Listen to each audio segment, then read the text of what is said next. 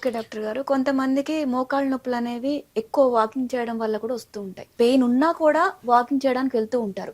అలాగే వాళ్ళకది అలవాటు. సైక్లింగ్ కూడా చేస్తూ ఉంటారు. సో, అలాంటి వాళ్ళు ఇలాంటి నొప్పి పెట్టుకొని చేయొచ్చంటారా? చాలా డిబేటబుల్ క్వశ్చన్ అండి ఇది. కానీ మనం గమనించాల్సింది ఏంటంటే సంపూర్ణ ఆరోగ్యవంతులుగా ఉన్న వ్యక్తుల్లో ఎట్టి పరిస్థితుల్లోనూ నడక ఆపొద్దు, సైక్లింగ్ ఆపొద్దు అనేది నేను వ్యక్తిగతంగా ఇచ్చే సూచన. దీనికి మనము 2 అంశాలని మనం పరిగణనలోకి తీసుకోవచ్చు. మీరు ఒక అర్ధగంట సేపు నడిచిన తర్వాత మీకు కొద్దిపాటి నొప్పి అని అనిపిస్తే అది ఒక 1 అవర్ విశ్రాంతి తర్వాత తగ్గిపోయినట్లయితే దీన్ని గుడ్ పెయిన్ గా మీరు గమనించండి. అంటే మన ఎముకల్ని గట్టిదనం చేసే భాగంగా నో పెయిన్ నో గెయిన్ అనే సూత్రాన్ని ఇక్కడ మనం వర్తింపజేయవచ్చు. కానీ అది నడిచిన తర్వాత వచ్చిన నొప్పి కదలనివ్వకుండా చేసి దీర్ఘకాలం పాటు అంటే ఆ ఒక రోజంతా ఉన్న పరిస్థితుల్లో ఉన్నారు అని అంటే ఖచ్చితంగా టిష్యూ డ్యామేజ్ బాగా తీవ్రంగా పెరిగింది అనేది ఇక్కడ ఉండే అంశం కింద మనం అది టిష్యూ డ్యామేజ్ కనుక అలాంటి సందర్భంలో కొద్ది రోజుల పాటు విశ్రాంతి ఇవ్వటం మంచిది. అయితే పెద్దవారిలో ఆర్థరైటిస్ కన్ఫర్మ్ అయిన వారిలో నుంచోవద్దు, నడవద్దు, మెట్లెక్కద్దు, దిగద్దు, ర్యాంప్ మీద నడవద్దు అని చెబుతూ వారి యాక్టివ్ లైఫ్ స్టైల్ ని కంప్లీట్ గా నిరోధించే ప్రయత్నం చేసినప్పుడు ఉన్న కండరాల బలం కూడా వారు పోగొట్టుకునే ప్రమాదం ఉంటుంది. వారి కోసం నేను ఇచ్చే సలహా ఏంటంటే 6 minutes వాక్ రూల్ అండి. ఒక 6 నిమిషాల పాటు నడవండి. ఇలాగ ప్రతి గంటకి 6 నిమిషాల పాటు నడిస్తే 10 hours యాక్టివ్ డే అని మనం అనుకుంటే ఖచ్చితంగా 1 hour వాకింగ్ అవుతుందండి. అంటే 6 నిమిషాలు అనేది చాలా చిన్న కాల వ్యవధి కనుక దీనివల్ల ఎక్కువ కంటిన్యూస్ డ్యామేజ్ అనేది జరగదు. పైగా 1 hour రికవరీ టైం ఉంటుంది. ఇది కంటిన్యూస్ గా చేయడం ద్వారా ఏమవుతుందంటే వారికి ఎముకల్లోనూ కండరాల్లోనూ ఉన్న బలాన్ని నిలబెట్టుకోగలుగుతారు. ఇది కూడా కష్టమవుతోంది. Then they definitely need a specialist opinion and look in to it. అంతేగాని సర్జరీ కూడా మనం నీ రీప్లేస్మెంట్ కూడా ఎందుకు చేస్తున్నారండి? నొప్పి కోసం కాదు, వాళ్ళు తిరిగి నడవాలి. ఎప్పుడైతే నడక తగ్గిపోయిందో ఆరోగ్యం పాడైంది అన్నది గుర్తు. సర్జరీ ముందు కానీ సర్జరీ తర్వాత కానీ సర్జరీ తర్వాత కూడా పూర్తి స్థాయిలో నడిచి వారి పనులు వారు చేసుకోలేదంటే సర్జరీ నుంచి మనం ఆశించిన ప్రయోజనాలు పొందలేదు అనేది ఇంకా నిర్వివాదాంశం. అందుచేత నేను చెప్పేది ఏంటంటే నడక ఆపద్దు. దానికి సింపుల్ పెయిన్ మేనేజ్మెంట్ సరిపోయిందా? సంతోషం. ఇంటర్వెన్షనల్ పెయిన్ కావాలా? చేయండి. తప్పని పరిస్థితుల్లో నీ రీప్లేస్మెంట్ చేయాల్సి వస్తుందా? చేయండి. కానీ నడక కొనసాగుతూనే ఉండేటట్టు మనం ఖచ్చితంగా చూడాలి. అంటే సర్జరీ అయిన తర్వాత కూడా మనం వాకింగ్ చేయొచ్చు. సర్జరీ చేయడంలో ఉన్న ప్రధానమైన పర్పసే వారికి తిరిగి నార్మల్ లైఫ్ స్టైల్ ఇవ్వడం అండి. అంటే జనరల్ వాకింగ్ కాకుండా ఎర్లీ మార్నింగ్ వాక్ ఖచ్చితంగా చేయాలని చెప్తానండి.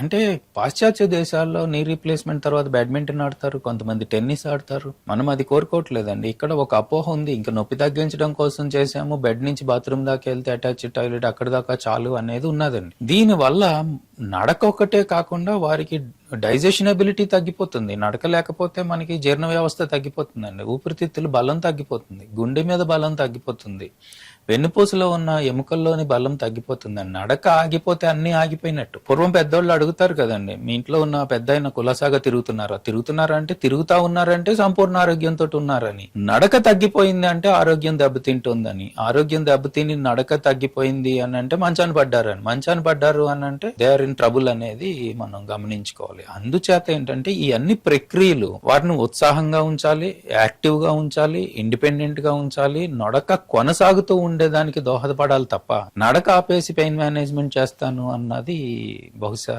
నా ఉద్దేశంలో సరైన పద్ధతి కాదు. స్పోర్ట్స్ కూడా ఆడొచ్చు అంటారా? వారి ఏజ్ కి, ఫాల్ రిస్క్ కి, వారికి ఉన్న శక్తి సామర్థ్యాలని మనం కొంచెం పరిగణనలోకి తీసుకుని సేఫ్ ఎన్విరాన్మెంట్ లో గనక ఆడగలిగే స్థితి వారికి ఉంటే ఖచ్చితంగా నేనైతే ప్రోత్సాహం. అంటే అంతకు ముందు ప్రాక్టీస్ చేసిన వాళ్ళు నీ సర్జరీ తర్వాత కూడా స్పోర్ట్స్ ఆడొచ్చు అంటారా? నేనైతే ఖచ్చితంగా ఎంకరేజ్ చేస్తానండి. కాకపోతే ఏంటంటే దానికి చేసే ముందు ఆ రిఫ్లెక్సెస్ అన్ని వెనక్కి వచ్చినాయా లేవా, సర్జరీకి నడకకి మళ్ళీ రిక్రియేషనల్ స్పోర్ట్ అనుకుందాం అండి, ఆ స్పోర్ట్కి వెళ్లే ముందు వాళ్ళకి కావాల్సిన sporting reflexes, skills, balance, coordination, proprioception ఇవన్నీ ఖచ్చితంగా వచ్చినాయి. ఎండ్యూరెన్స్ ఉందా లేదా, కార్డియోపల్మనరీ ఎబిలిటీ కోఆపరేట్ చేస్తుందా లేదా అని జనరల్గా అథ్లెట్ని మనం అయితే మేజర్ టోర్నమెంట్స్లో మనం ఫిట్నెస్ టెస్ట్ ఎలా చేస్తామో అలాగే వీరికి కూడా కొన్ని స్టాండర్డ్ ప్రోటోకాల్స్ ఉన్నాయండి. వాటిలో చిన్న జాగ్రత్తలు తీసుకొని ప్రికాషన్స్ తీసుకొని వాటి బయట వారు ఉంటే వారిని ఖచ్చితంగా ఎంకరేజ్ చేయొచ్చండి. Active life style will give them happiness and longevity. So that is what we all are focusing. Okay doctor గారు, మనం ఇప్పటి వరకు నీ పెయిన్, బ్యాక్ పెయిన్ రెండింటి గురించి మాట్లాడుకున్నాము. ఇప్పుడు నీ పెయిన్ ఎక్కువగా ఉన్న వాళ్ళు కేర్లెస్ చేస్తే బ్యాక్ పెయిన్ వచ్చే అవకాశాలు ఉన్నాయంటారు. మోకాళ్ళ నొప్పులు తీవ్రంగా ఉన్నప్పుడు సాధారణంగా ఏమవుతుందంటేనండి, పూర్తి స్థాయిలో మోకాళ్ళని చాపి బరువు తీసుకునే దానికి అవకాశం రాదు కనుక మీరు పెద్దవాళ్ళలో గమనించినట్లయితే మోకాళ్ళు కొంచెం మడుచుకొని ఉండగానే వంగి నడుస్తూ ఉంటారు. దీనివల్ల ఏమవుతుందంటే మోకాళ్ళ యొక్క నొప్పి చీలమండలికి, పాదాల వైపు, అలాగే హిప్ జాయింట్ కి, పెల్విస్ కి, స్పైన్ మీద కూడా బాగా పడేదానికి ఖచ్చితమైన ఆస్కారం ఉందండి. అలాగే చైర్లో కూర్చుని లేవాలి అనే ప్రయత్నంలో మోకాళ్ళ మీద కాకుండా వెన్ను మీద బరువేసి లేవడం జరుగుతూ ఉంటుంది. అబ్నార్మల్ బయోమెకానిక్స్ న్యాచురల్ గా వారికి వచ్చేవి ఉన్నాయి కనుక మోకాళ్ళ నొప్పి దీర్ఘకాలంగా ఉన్న వాళ్ళు నడుము నొప్పికి కూడా ఇబ్బంది పడే అవకాశాలు ఖచ్చితంగా ఉన్నాయండి. దానికి తీవ్రమైన ఆస్కారం ఉంది. ఇప్పుడు మోకాళ్ళ నొప్పులకి, బ్యాక్ పెయిన్ కి రెండిటికి కలిపి ట్రీట్మెంట్ ఉంటుందంటారా? ఇది ఎంత త్వరగా ఐడెంటిఫై చేయగలిగితే, వెరీ ఎర్లీ స్టేజ్ లోనే ఐడెంటిఫై చేయగలిగితే మోకాళ్ళ నొప్పులు ఒక్కటి మనం సరి చేసుకుని ఎక్సర్సైజెస్ చెప్పడం ద్వారా వెన్నుకి మళ్ళీ ఇంకోటి చేయాలి అనే కష్టాన్ని ఖచ్చితంగా నివారణ చేయొచ్చండి. బాగా లేట్ అయిపోయిన క్రమంలో వెన్నుముక కూడా డ్యామేజ్ అయిపోతాను, డిస్కులు డ్యామేజ్ అయిపోతాను, నెర్వ్ రూట్స్ ఇన్వాల్వ్ అయితేనో, న్యూరలాజికల్ సైన్స్ అండి, అంటే లాస్ ఆఫ్ సెన్సేషన్ కానీ, బర్నింగ్ సెన్సేషన్ కానీ, పిన్ ప్రిక్స్ కానీ, నీడిల్ కానీ, చీమలు పాకుతున్నట్టు కానీ, మంటగా అనిపించడం కానీ, ఇలాంటి న్యూరలాజికల్ లక్షణాలు కూడా నొప్పితో బాటుగా వచ్చిన సందర్భంలో you have to treat it as a red flag. ఖచ్చితంగా దాన్ని ఎవాల్యుయేట్ చేయాలండి. మరొకటి ఏంటంటే ఇవన్నీ పెద్దవారిలో వస్తాయి కనుక పెద్ద వయసులో వచ్చే స్పెషల్ కండిషన్స్ కూడా మనకు ఉంటాయి కనుక మనం వాటి వైపు కూడా దృష్టి సారించాల్సి ఉంటుంది. అవి కావు అని రూల్ అవుట్ చేసుకుంటే సింపుల్ ట్రీట్మెంట్స్ తోటి, చిన్న ఇంజెక్షన్ తోటి, ఇంటర్వెన్షనల్ పెయిన్ తోటి ఖచ్చితంగా మోకాల నొప్పిని, నడుము నొప్పిని నయం చేయగలుగుతాం. ఓకే డాక్టర్ గారు, అయితే మీ హాస్పిటల్కి అంటే గమన్ హాస్పిటల్కి మీ దగ్గరికి ఇలాంటి కేసెస్ వచ్చినాయి ఉన్నాయంటారా? కొన్ని వేల కేసులండి. అంటే రెండిటి మోకాల నొప్పి, నడుము నొప్పి. We are very very blessed to have a fantastic team. మాకు అద్భుతమైన physicians, orthopaedic surgeons, spine surgeons, highly trained interventional pain కన్సల్టెంట్లు, వీరితో పాటు చక్కటి ఫిజియోథెరపీ, న్యూట్రిషన్, సైకలాజికల్ సపోర్ట్ ఇవ్వగలిగిన టీం ఉందండి. This is a comprehensive team which will focus on every aspect of pain అండి. So we are blessed to help thousands of patients.